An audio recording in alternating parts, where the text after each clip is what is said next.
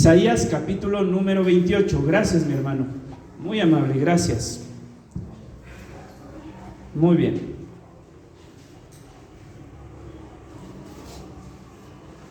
Dice así esta porción bíblica.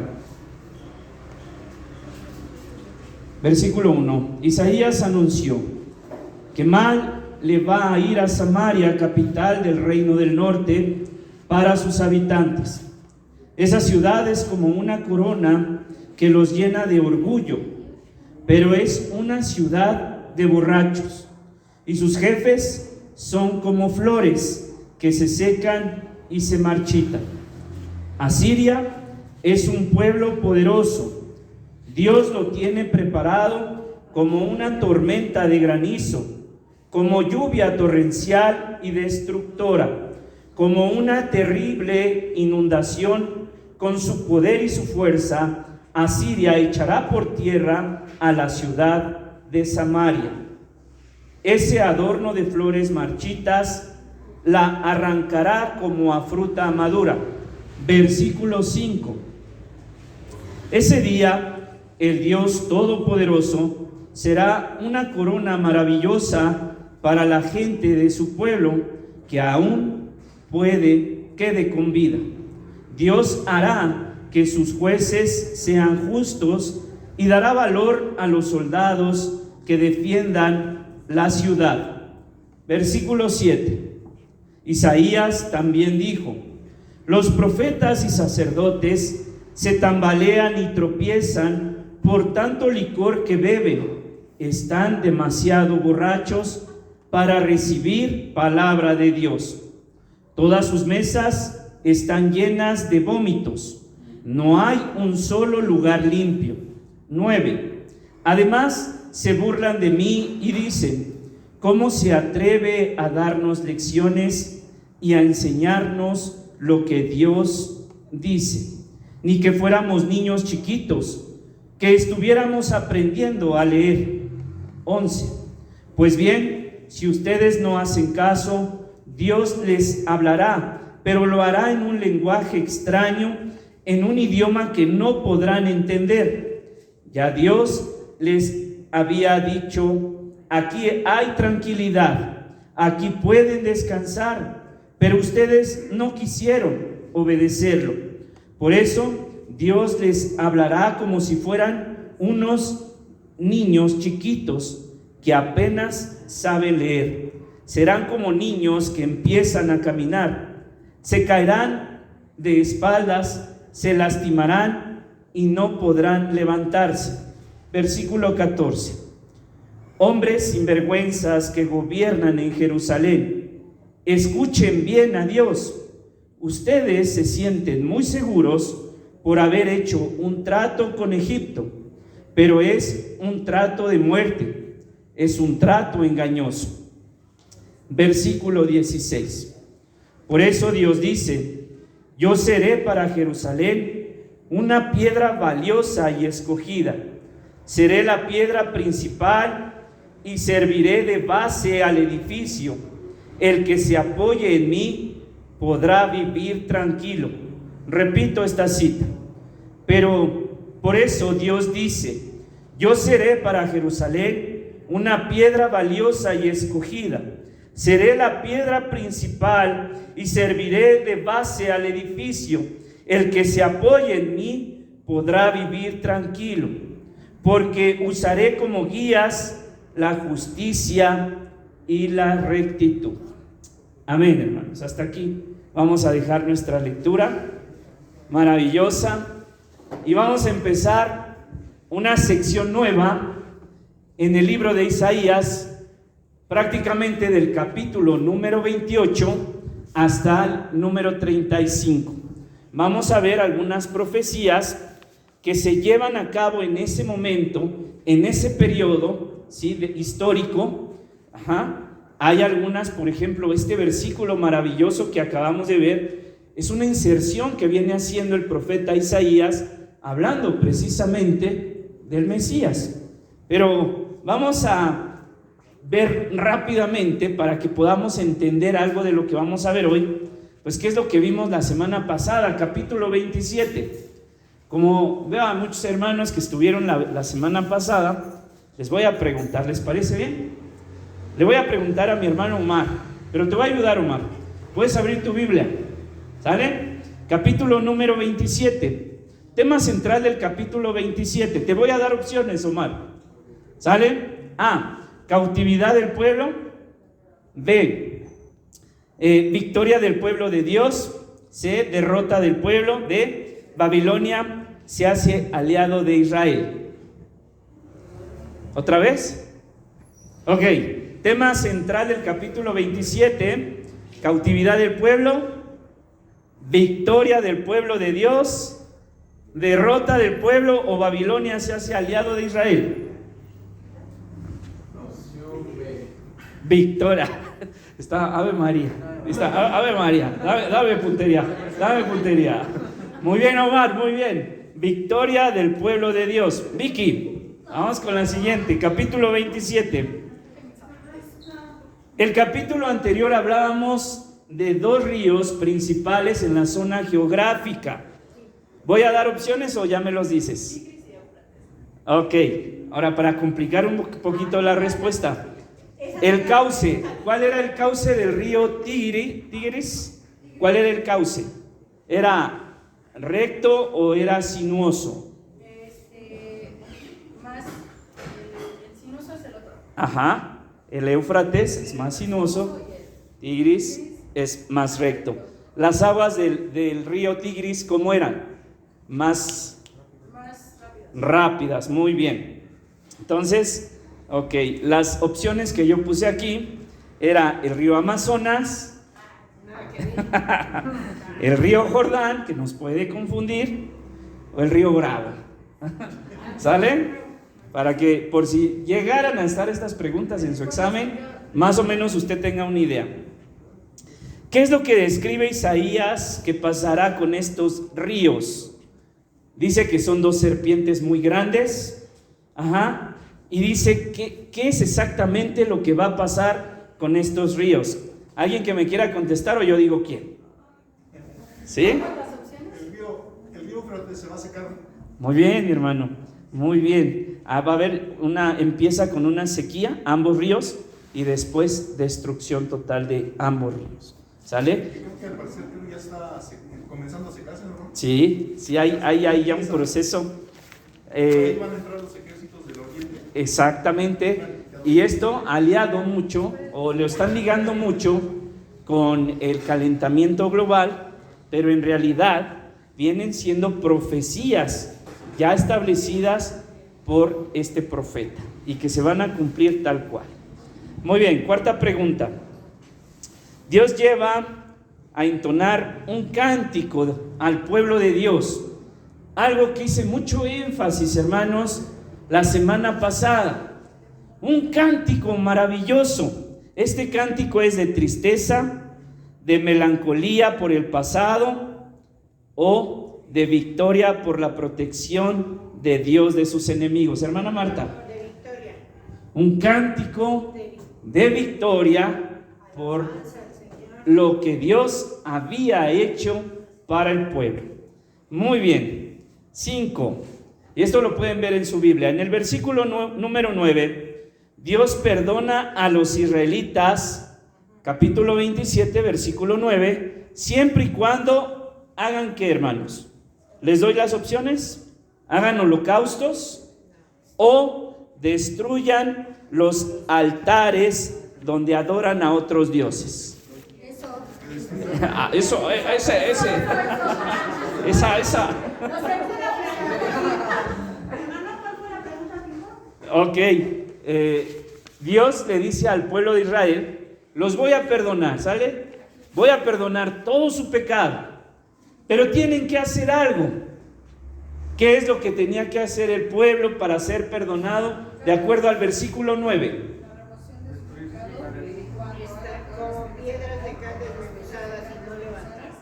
No se levanten los símbolos de acera de las imágenes. ¿Levantaste la mano? ¿No? Ok. Pensé que querías participar. Ok, pues listo. ¿Ya ve cómo sí sabe? ¿Sí se está quedando algo de información o no? Sí. Trate de repasar, por favor. Es muy fácil que olvidemos. Si no vamos ligando, la verdad que nos va a costar trabajo poder enganchar toda la información, y esta sección es nueva, así que debemos de ir tratando de unirla perfectamente. Vamos a entrar entonces ya de lleno al capítulo número 28. Adelante, por favor. Sección del capítulo nueva, del 28 al 35, profecías pronunciadas en los días del rey Ezequías, el periodo en el que estuvo este rey. Ya lo habíamos visto cuando hablábamos de la introducción del libro de Isaías. Poco antes de la ruina de Samaria se lleva a cabo también estas profecías. Refleja el duro conflicto. Este es bien importante, hermanos, y aquí vamos a detenernos un poquito. Había un conflicto del profeta con los dirigentes del pueblo, y ya lo leímos, parte de esto ya lo leímos, lo vamos a ver más adelante, pero había un gran conflicto, mis hermanos. Y después respondían ante Isaías con burlas y escarnio. ¿Cómo ve? Se burlaban del profeta por cómo pues él se atrevía a decirles las cosas. ¿Se acuerdan cómo llegó a utilizar Isaías a sus dos hijos para dar advertencias importantes al pueblo de Israel? Y esto causaba, exactamente con los nombres de sus hijos, causaba mucha molestia, principalmente en los dirigentes. Siguiente, por favor. Muy bien. Del versículo 1 al 4 vamos a ver lo siguiente: anuncio de la destrucción de Samaria. Vamos rápido ahí. Dice el versículo 1, que mal le va a ir a Samaria, capital del reino del norte. ¿Recuerdan esta división, hermanos, del reino del norte y reino del sur? ¿En qué momento se da esto, hermano? ¿Qué rey estaba en puerta? ¿Qué rey estaba al frente del pueblo? Su hijo de rey David, que fue aconsejado por jóvenes. Muy bien. ¿Y qué fue lo que motivó esta división? ¿Había un tema de impuestos? ¿Se acuerdan? Presión al pueblo, impuestos altos y pues hasta yo creo que los violentaban. Muy bien, también ya lo platicamos, hicimos un énfasis ahí importante, un énfasis bueno ahí. Vamos a regresar una, por favor. Muy bien. Entonces, Samaria, capital del reino del norte, situada en una región montañosa, ¿sí? Al norte de Palestina, capital del reino de Israel. Ahí vemos la parte geográfica, a lo mejor cuesta un poquito de trabajo de verla, pero ahí la ubicamos. Muy bien, gracias. Vamos a regresar la siguiente, por favor. Y por último, fundada en el año 880 a.C. por Omri, sexto rey de Israel. La ciudad o la capital de Judá se encontraba en un lugar alto, montañoso, donde el acceso no era tan sencillo. Siguiente, por favor. Muy bien, se menciona también a Efraín como reino del norte. Recuerden, en la historia bíblica menciona que en esta división prácticamente 10 tribus se quedan al norte, 2 al sur, ¿sí? Y precisamente las tribus del norte, ¿qué creen que empiezan a hacer de manera así fuerte? Empiezan a levantar ídolos, como lo vemos aquí en la imagen. Empezaban a levantar ídolos y empezaban a tener este tipo de prácticas. Después, años después, en el reinado del sur, sigue pasando esto con Judá. Fíjese cómo se contaminaron rápidamente y recibieron castigo precisamente por la idolatría. Y aquí hay algo importantísimo, hermanos, que menciona ahí en el capítulo número 1, 2, 3 me parece también. Dice, pero es una ciudad de borrachos. Fíjese que el capítulo 28 da mucho énfasis a este tema. ¿Sale? Vamos a la siguiente, por favor. Muy bien, pues como vemos aquí, dice así: es una ciudad de borrachos y sus jefes son como flores que se secan y se marchitan.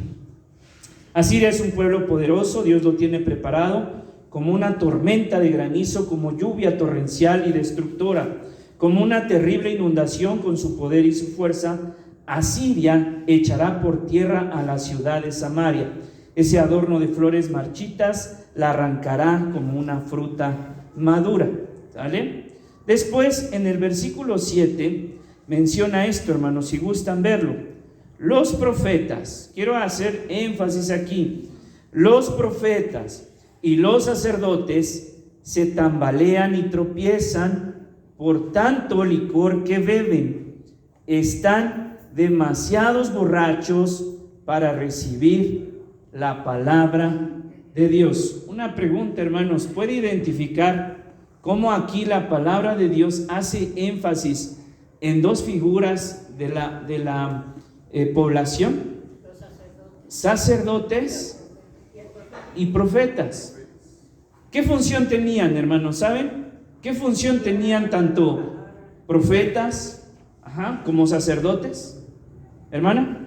El profeta, obviamente, era el que daba la profecía, era el que tenía contacto directo pues con Dios en ese entonces, y los sacerdotes, los que cuidaban del templo, los que cuidaban las cosas de Dios, pero también eran los que leían los pocos pergaminos que ya había en ese entonces. Claro, había escritos, había ahí, se estaba transmitiendo. Recordemos que una parte muy importante de la Biblia se transmitía de memoria, por repetición. Entonces, ellos empezaban a transmitir todo este conocimiento bíblico de esta manera. Ahora, ¿qué pasa con una persona que está llena de vino? Dice aquí el versículo 7, se tambalea, se tropieza, por tanto licor que bebe.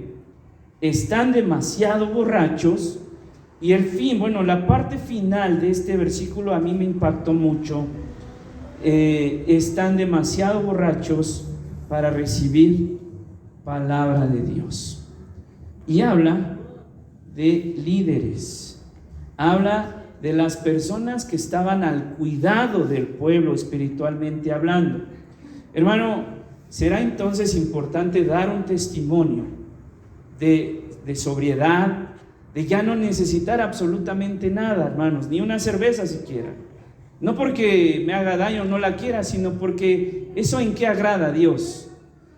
Da testimonio. Podré hacer tropezar a más de un hermano que me vea tomando una cerveza o una cuba o lo que usted mande, hermano, con respecto al vino. Vea cómo dice, los líderes estaban en esta condición, se tambaleaban, se caían porque no podían estar de pie. Hermanos, hoy en día el tema del vino, del alcohol, causa grandes estragos espiritualmente hablando. Hay gente que no puede acercarse o entender el evangelio. ¿Por qué cree? Porque está lleno de licor y atontado. Ahora, hablamos del vino, pero ¿qué sucede con el tabaco? Esto tan insignificante, hermanos, algo delgado, hermanos, no sabe el conflicto que causa en el hombre para llegar a los pies de Jesucristo. Y por eso tan insignificante, espiritualmente no pueden acercarse, hermanos. Prefieren esta adicción a la nicotina. Ahora, una pregunta. El vino, hay muchos estudios, hermanos. ¿El vino realmente puede dejar algo de provecho al hombre? Fíjense que hay muchos estudios que dicen, una copa de vino te va a bajar el colesterol. Y lo dicen así, te va a tranquilizar los nervios. Hermanos, miren, estudiando un poquito el tema, me encontré que el alcohol es metabolizado o lo convierte el hígado, ¿en qué cree? En azúcar. Imagínense si usted ya anda padeciendo del azúcar y luego está tomando, pues lo que está haciendo en realidad es echarse cucharadas y cucharadas de azúcar. Hay una porción bíblica en Efesios que a mí me parece maravillosa, es muy sencilla. Y dice Efesios 5:18, no os embriaguéis con vino en el cual hay disolución. Antes bien, dice Dios, sed llenos del Espíritu. Antes bien, sed lleno del Espíritu. ¿Y qué es ser llenos del Espíritu? Eso es muy sencillo.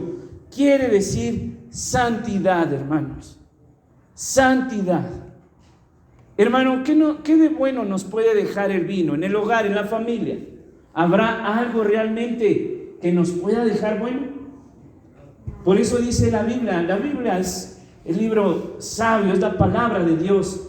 Dice, habrá disolución. ¿Cómo podemos entender, hermanos, la disolución? Destrucción, separación. Hermanos, ¿qué ocurre cuando hay una adicción? Mire, yo lo he visto, yo soy observador. He visto algunos vecinos que se están tronando los dedos, hermanos, así literal, por el tema de la economía. Pero ¿qué cree? Tienen para comprar una cajetilla de cigarros y tienen para comprar cerveza, y no es nada barato. ¿Cómo no va a haber problemas si preferimos un cigarro, si preferimos el alcohol, a acercar un vaso de leche a nuestra casa? ¿Cómo no va a haber problemas? Moralmente, ¿qué sucede cuando se llega a este tipo de situaciones, hermanos? Moralmente, ¿cómo nos llegamos a sentir? ¿Avergonzados? ¿Nos da pena? Decimos, no, ahora sí celoso de aquellos, ¿no? Entonces, hermanos, ¿hay algo positivo que nos deje el involucrarnos con alcohol, con vino? No lo hay, hermanos. No lo hay. Pero, hermanos, para llegar a este punto realmente es dejar que el Espíritu obre en nuestra vida. No quiero caer en legalismos, ni mucho menos, hermanos. No, dice la Biblia, porque lo dice la Biblia, no ser dados a mucho vino, ¿sí? En el Nuevo Testamento. Pero de ninguna manera está dando autorización o permiso para que tú bebas. Inclusive se dice ahí, hay permiso incluso como una situación medicinal. Pero, hermanos, sería fácil decirles, miren, podemos hacerlo, pero no hay nada bueno atrás de ello. No hay nada bueno, hermano. Y dice la Biblia, hay disolución. Yo sé que los jóvenes a lo mejor sienten mucho a veces la inquietud de acercarse o de probar, pero lo único que deja eso es tristeza y mucho dolor. Lo mejor es no acercarnos, no tomarlo. Si dice la Biblia que no es correcto y que no es bueno, pues mejor hacerlo a un lado, hermanos. Mucha gente requiere del alcohol para sentirse bien, para sonreír, para bromear. Mucha gente. Hermano, nosotros tenemos algo más poderoso llamado Espíritu Santo, que nos hace alegres, que nos hace gozarnos, que nos hace regocijarnos sin la necesidad de ningún tipo de sustancia tóxica en la sangre. Siguiente, por favor. Muy bien. Sigue mencionando ciudad de borrachos. Fíjese muy bien.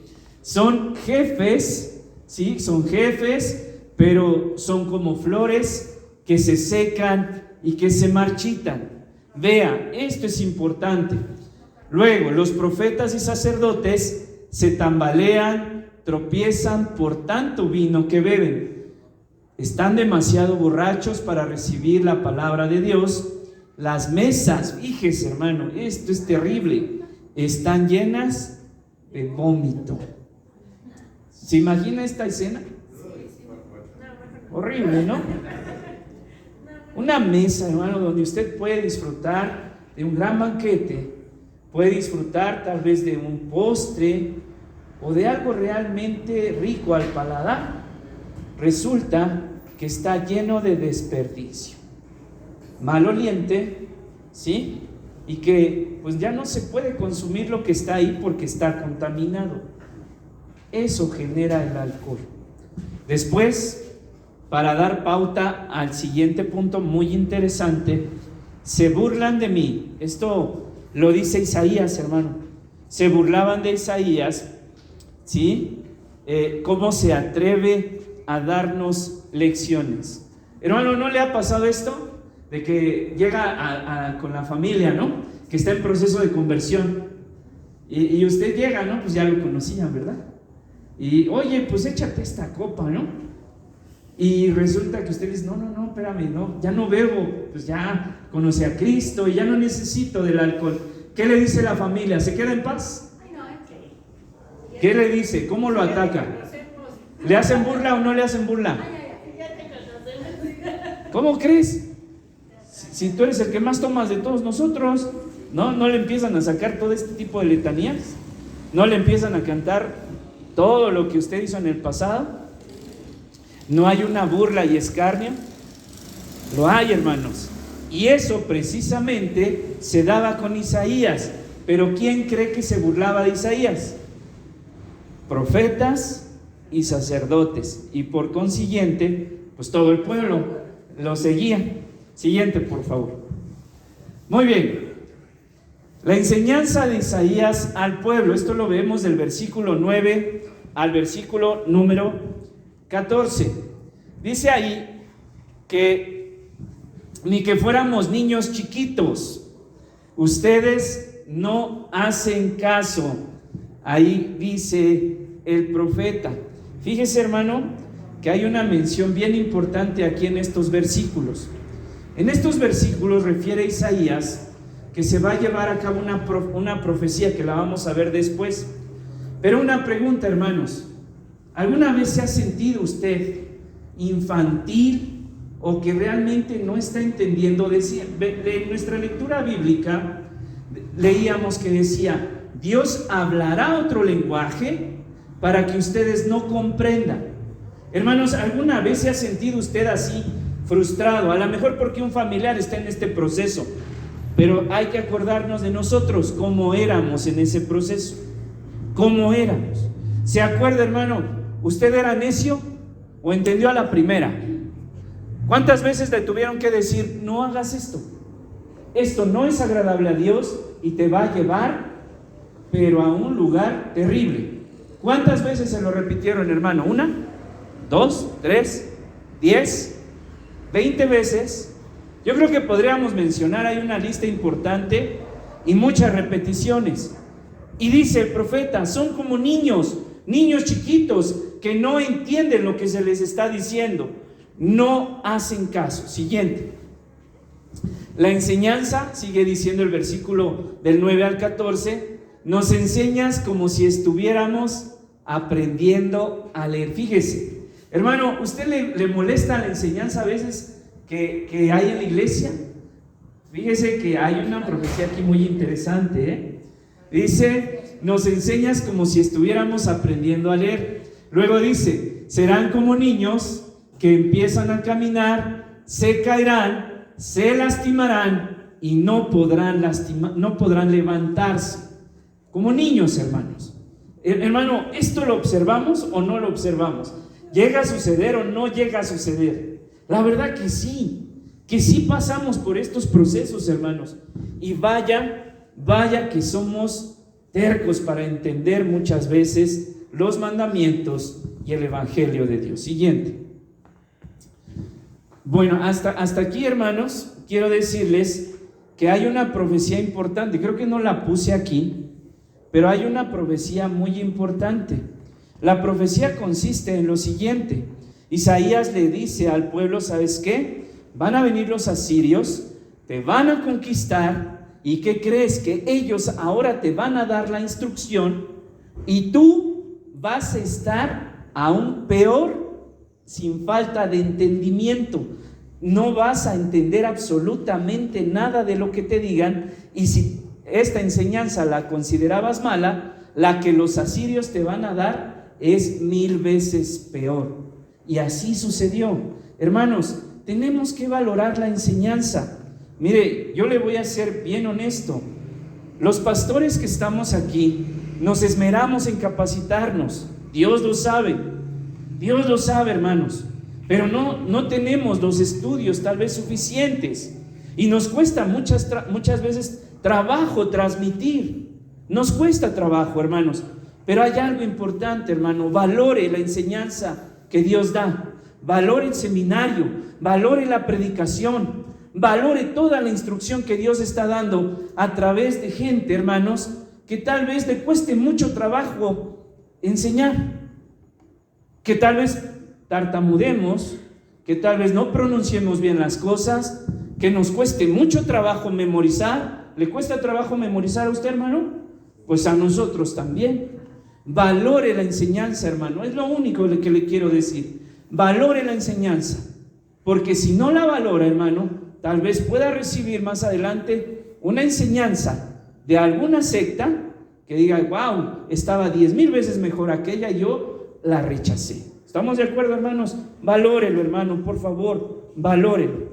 Bueno, más adelante del versículo número 15 encontramos una alianza, hermanos, que viene haciendo el pueblo de Asiria con el pueblo de Egipto. Ezequías hace una alianza con el faraón, el 15º en la dinastía de Egipto. No apunté el nombre, hermanos, no lo recuerdo, pero hacen una alianza. Hermanos, ¿cuántas veces no se ha sentido usted que por tener un trabajo bien fuerte, bien bueno, wow, nadie me puede tocar? Gano lo que quiero yo en mi negocio, y esta alianza con Carlos Slim, con Bill Gates, con quien se le ocurre, hermanos, wow, no me pueden hacer ni cosquillas. ¿Se ha sentido usted orgulloso por este tipo de alianzas? Tenga cuidado. Nota, Dios cancelaría este tratado al evitar que Egipto no le diera su ayuda a Siria. Hermanos, cuando nos sentimos poderosos, cuando nos sentimos autosuficientes, cuando nos sentimos que todo lo podemos, caemos en este tipo de situaciones. Nos sentimos tan autosuficientes que no requerimos de Dios. No lo decimos, pero sí lo vivimos. Tengamos cuidado con eso. Siguiente. Luego dice, tomando al enemigo como un aliado, versículo 15 al 19. Esto lo encontramos ahí, hermano, en nuestra lectura. Se sienten muy seguros por haber hecho un tratado con Egipto. Era un monstruo, una nación que tenía mucho poder militar. Pero les dice Dios, es un tratado engañoso. Ustedes confían en Egipto, hermano. ¿En dónde está su confianza? ¿En su trabajo? ¿En su dinero? Cuidado, hermano, cuidado con eso. La confianza debe estar totalmente en Dios, totalmente en Dios. Ustedes confían en Egipto, que les dará protección. Yo destruiré esa falsa enseñanza y destrucción. Se pondrán a temblar de miedo, dice el Señor. Cuidado, hermanos, cuidado con las alianzas. Corintios dice, no unáis en yugo desigual. ¿Aplica únicamente para el matrimonio? No, aplica también para los negocios, aplica también para nuestra convivencia, aplica también para nuestras relaciones interpersonales. Tengamos cuidado, hermanos, y alianzas entre hermanos en la fe. Recuerde, hermano, dice, hay una promesa en la Biblia: si tú bendices al pueblo de Dios, ¿qué va a suceder, hermano? Recibirás bendición. Si tú maldices al pueblo de Dios, ¿qué sucederá? Recibirás maldición. Es una promesa que está en la Biblia y que la vivimos todos los días. Siguiente. Muy bien, versículo 16. Este es maravilloso, hermanos. Y dice así: Isaías habla de una piedra angular, una piedra maravillosa que se colocará en Sión. Es una profecía, hermano, vea, mirando 800 años adelante de lo que vendría a ser el Mesías, nuestro Señor Jesucristo. Esta piedra angular es el Mesías, ¿sí? El cimiento sobre el cual nosotros construimos nuestra vida. Habla del Mesías, versículo 16.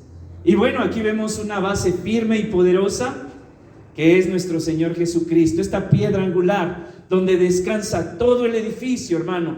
Toda la iglesia es Jesucristo, es nuestro Salvador, hermano. Y vemos la obra mesiánica de Jesús, el Salvador, desde su ministerio en la tierra, crucifixión y resurrección. Esa es la piedra angular. Siguiente. ¿Está su vida construida sobre una base frágil y fácil de destruir? Si esta, hermano, si la base que usted tiene son sus éxitos, si esa base son sus sueños, ¿qué cree? Que se puede desmoronar en cualquier momento. Es la arena, hermanos, la arena. Siguiente. o está establecida sobre un cimiento firme. Y este cimiento es Jesucristo, hermanos. La piedra que desecharon los constructores ha llegado a ser la piedra angular. Esto ha sido obra del Señor y nos deja maravillados. Salmo 118 del 22 al 23. Siguiente, por favor. Y bueno, vamos a tener algunas preguntas para el grupo familiar. Por favor, traten de tener esta conversación ahí en el grupo. ¿Nuestro comportamiento es similar a la de un niño sin entendimiento ante Dios? Si no, coméntenlo. Seguramente van a haber respuestas así como: no, ¿cómo crees? Niños, nosotros no. Pero bueno, chéquelo. Siguiente, ¿qué provoca el vino en una persona y en la familia? Coméntenlo en el grupo familiar. Comenten este tema, hermano, como pastores de grupo. Pues no es correcto, hermano, no es bueno. No vamos nosotros a dar testimonio ni a glorificar a Dios pues tomando una copa, una cerveza. Eso no agrada a Dios, hermano, y no damos testimonio de lo que Dios hace en nuestra vida. Podemos consumir y practicar ingesta de vino como cristianos. Platíquelo ahí en el grupo familiar, hermanos. Platíquelo, por favor, coméntelo. Y por último, ¿cuál es el cimiento que le estás dando a tu vida? ¿Cuál es ese cimiento, hermano? ¿Es el negocio?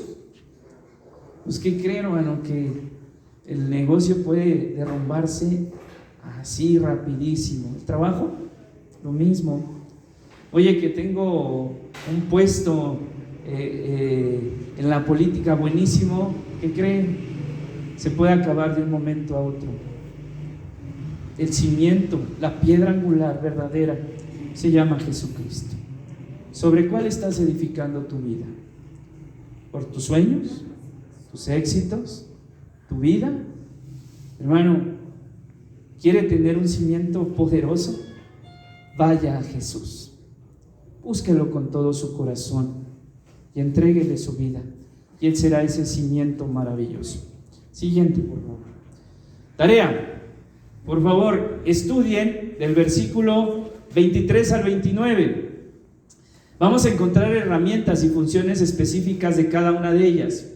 Está hermoso, habla del agricultor, para que la comentemos el próximo miércoles. Por favor, estudien capítulo número 29 y pues por el momento creo que sería todo. No sé si tengan alguna pregunta, alguna duda que les haya surgido. Por favor, hermanos, no tratemos de justificarnos el hecho de la ingesta de vino o de tabaco. No es correcto, hermanos, y realmente va a causar problemas espirituales en nuestra vida muy, muy fuertes, muy severos. No vamos a madurar, no vamos a crecer, no vamos a gozarnos en la presencia de Dios, pues por esta presencia, este pecado constante en nuestra vida. ¿Nada? ¿Listo? ¿Listo, Vicky? ¿Nada? Bueno, próximo miércoles, hermana. Bueno, es que en las diapositivas anteriores, donde estaba hablando sobre el versículo 15, ¿Sí? dice que hizo un pueblo con Egipto, ¿no? Pero en todas las versiones que tengo, dice que, uno menciona que hace un pacto con la muerte, para que, con la muerte y con el sepulcro, para que cuando caiga, sea su refugio. Entonces, hay un libro que dice que hizo un pacto con Egipto, pero no sé, aquí dice con la muerte. Sí, bueno, muchas veces asocia el profeta Isaías este tema de la muerte con las naciones. En el tema, cuando vimos del capítulo 23, me parece, del 15 al 23 de las naciones enemigas, viene asociando esta parte de la muerte. Entonces, sí se lleva a cabo una alianza con Egipto. Viene el rey Ezequías, viene por acá, por este lado del norte, los asirios, y ellos ya se sentían poderosísimos. Decían: no hay ejército que pueda contra nosotros. Esto los hizo que se llenaran de orgullo, que dijeran: somos indestructibles. Y resulta Por eso en la diapositiva dice, Dios viene y rompe ese pacto. Cuando vienen las naciones, ¿sí? Egipto, no sé si es Egipto o Asiria, uno de los dos, se queda y ya no va, ¿sí? Entonces, ¿cuál alianza? ¿Cuál pacto? Dios destruyó todo eso. Por eso, si nosotros, hermanos, tenemos una actitud de soberbia, de altivez, y decimos, no, pues yo con mi trabajo, yo con lo que hago, con mi negocio, soy indestructible, no me pueden tocar. Si guardamos ese tipo de actitudes delante de Dios, mire, hermano, Dios nos puede dar una gran lección. Recuerde, Dios dice en su palabra, resiste al soberbio, al altivo, lo mira de lejos, no le gusta esa actitud. Lo que le gusta a Dios es un pueblo rendido delante de Él y que le dice, Señor, si tengo un trabajo es gracias a ti, si tengo un negocio es gracias a ti, si he prosperado es gracias a ti, es por la gracia que has dado a mis manos, por lo que tú haces en mi boca, no por mi inteligencia ni por mi capacidad. Recuérdelo, hermano, recuérdelo y sea siempre sencillo y humilde de corazón. Recuerda, hace algunos años un evento aquí en la ciudad importantísimo. ¿Recuerda del sindicato de los electricistas? ¿Sí lo recuerda? Una empresa, hermano, que los mismos trabajadores, y hay testimonios, decían, nadie puede tocar al ESME, decían, nadie, ni el presidente, nadie, somos intocables, decían. ¿Y qué cree, hermano? Los borraron del plan. O sea, tal vez fue algo indebido, incorrecto, no lo sé, pero los trabajadores decían eso. ¿Cómo ve? Decían, nuestro trabajo es grandioso, nadie nos molesta. Tienen conflicto, están tratando de arreglar las cosas, pero usted puede preguntarle a alguien del ESME ya con tiempo, que estuvo ahí, y va a ver qué le va a decir. Si es cierto, nosotros nos acabamos esa empresa y decíamos, nadie nos va a tocar. Cuidado, hermanos, con el orgullo, mucho cuidado. Pues listo, ¿les parece bien? ¿Oramos?